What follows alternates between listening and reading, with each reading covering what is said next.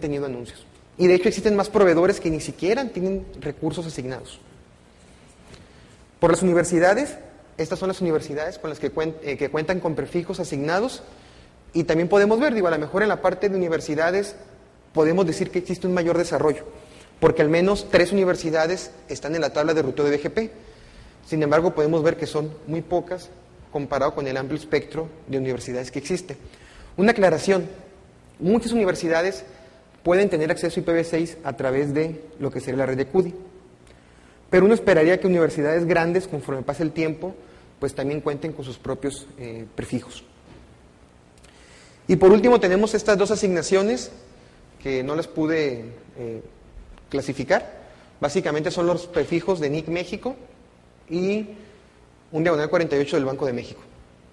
Entonces, esas son las 13 organizaciones que cuentan con recurso IPv6 en nuestro país, y ahí pueden ver quiénes están siendo o quiénes están anunciando o no en BGP. Creo que lo más crítico, lo más duro podría ser esta filmina, en la que vemos que básicamente en los ISPs del país el desarrollo IPv6 es casi nulo. Pero aquí vienen unas preguntas que nos tenemos que hacer. ¿Realmente esos números que acabamos de ver son tan malos? ¿Cuánto tiempo necesita un ISP para implementar IPv6? ¿Cuándo es el momento indicado? ¿Es mejor ser un early adopter o esperarnos a que los demás terminen con la transición y todos los problemas que se puedan presentar se le presentan a alguien más?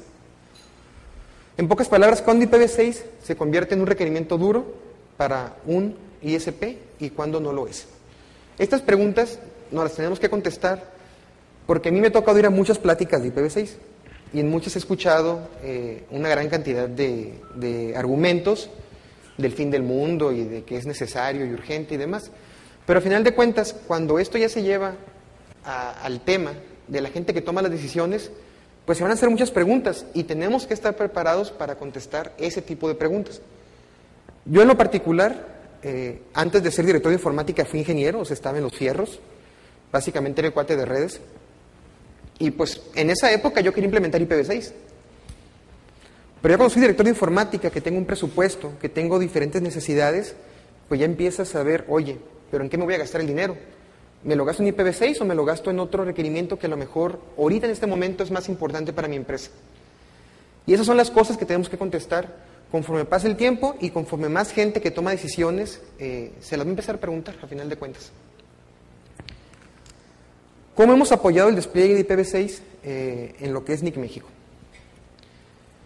En primer lugar, en el 2005 organizamos lo que fue el IPv6 Tour. Básicamente era un taller técnico en el que tratábamos de capacitar a las personas en lo que sería el conocimiento técnico de IPv6. Y una pregunta que también muchas veces me he realizado: ¿la falta de despliegue de IPv6 en nuestro país es porque falta conocimiento técnico o se debe a otros factores o otras variables? Hemos participado también en todo lo que es la definición de políticas del ACNIC. A final de cuentas, la distribución de recursos, tanto IPv4 o IPv6, se define en políticas. Esas políticas definen quién, cuánto y cómo se reciben los recursos de direccionamiento. Yo he sido coautor y autor de diferentes políticas que creo que tienen que ayudar a este despliegue. La primera política que para mí es muy importante destacar es la de PI, o Provider Independent Assignations, en lo que es IPv6. Básicamente antes del 2008 o antes de que esta política fuera aprobada, solamente podían solicitar direccionamiento IPv6 lo que se conocen como ISPs o los Large IP Registries, o en pocas palabras, empresas muy grandes que van a tener mucho direccionamiento. Pero en IPv4 existe el concepto de direccionamiento independiente del proveedor.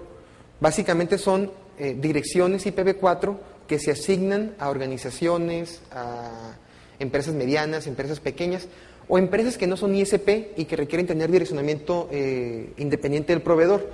Eso no existía en IPv6 y claramente era una barrera para la adopción. Ya en el 2008 fue aprobada esta propuesta de política y actualmente ya cualquier organización, entidad, sea del tamaño que sea, puede pedir recursos IPv6. Otra política que también me tocó ser autor es la de IPv6 con distribuciones previas de IPv4. ¿Qué quiere decir esto? Si tú ahorita estás en la región del LACNIC, tienes direccionamiento IPv4, como sería el caso de muchas universidades o muchas empresas, tú puedes pedir direccionamiento IPv6 y este se te va a dar sin mayor justificación. O sea, no tienes que presentar documentación técnica ni justificación, o sea, absolutamente nada. Solo dices, ¿sabes qué? Tengo IPv4, quiero IPv6 y se te va a asignar. Entonces, desde este punto de vista, hemos eliminado esas barreras que existían para la adopción. Y obviamente, si tú quieres tener solamente direccionamiento IPv6 y no te interesa para nada IPv4, pues lo puedes hacer, solamente tienes que justificarlo. Pero si ya tienes IPv4, se te da direccionamiento IPv6. Algo muy importante, hasta el 1 de julio del 2012 no se cobrarán cuotas por los recursos IPv6 asignados en la región LACNIC y posiblemente se extiende este plazo para que abarque más años. ¿Qué quiere decir esto? Además de que no tienes que presentar justificación para pedir recursos IPv6, no se te cobra. Para IPv4 se te cobra una cuota, una membresía. Para IPv6 absolutamente nada. Ahora voy a entrar a la parte de lo que ha sido el despliegue o el desarrollo de IPv6 en la empresa que represento, en lo que sería NIC México. Y desde que empezó el desarrollo del protocolo, toda la gente de ingeniería ha estado expuesta al protocolo. Capacitación interna es constante y básicamente los ingenieros de NIC México todos saben de IPv6, o sea, saben cómo se configura, la parte de ruteo, lo que ustedes gusten o manden de IPv6. En el 2005 fue cuando ya empezamos a querer implementar el transporte IPv6 en nuestros servicios. Lo primero con lo que empezamos fue lo más sencillo, lo que no dependemos de nadie, que fue, ¿qué cosa? Los sistemas. Cuando ustedes utilizan el sistema de NIC México para registrar un dominio MX, por ejemplo, no sé, Bancomer como MX, ustedes pueden ingresar lo que se conocen como glue records o direcciones de IPs para sus servidores de DNS. En el 2005 nosotros modificamos nuestros sistemas para que soportaran glue records de IPv6. Entonces, desde el 2005, las empresas mexicanas con dominios MX o las empresas internacionales con dominios MX ya pueden ingresar DNS con direcciones de IPv6 o servidores de DNS. Hasta la fecha no existe un solo glue record para dominios terminados en MX. Inclusive ni siquiera las universidades que son usuarios constantes de lo que serían glue records tienen algún registro IPv6 para sus dominios. Digo, y DNS es la parte de infraestructura. Obviamente si queremos que IPv6 sea una realidad, lo primero que tiene que funcionar es el DNS. Y obviamente, si no existen los glue records para esos dominios, pues no son alcanzables en IPv6. Entonces, ni siquiera la primera parte la hemos terminado. Nosotros participamos en el SIGSBON, experimentamos con IPv6, etc., etc. Como les decía, en el 2005 empezamos la búsqueda de proveedores de servicios de Internet que nos ofrecieran IPv6 en México.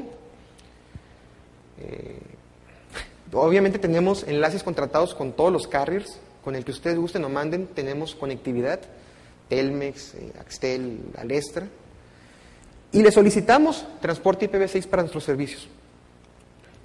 Cuando fuimos con los vendedores, nos dijeron, ¿IPv qué? Pues obviamente no sabían de qué estamos hablando. Entonces, como en muchas ocasiones, nos decidimos brincar a los vendedores y nos fuimos directamente con los directores de tecnología de los diferentes proveedores de servicios de Internet de México. Nosotros tenemos una relación extremadamente estrecha con ellos por la parte de direccionamiento. Y la respuesta es y ha sido que no existe el mercado para ofrecer transporte IPv6, así, tan sencillo como eso. Entonces, en el 2005, pues nos damos cuenta de que va a ser muy difícil, la verdad, tratar de implementar IPv6 con algún proveedor mexicano. ¿Qué opciones teníamos? Utilizar túneles,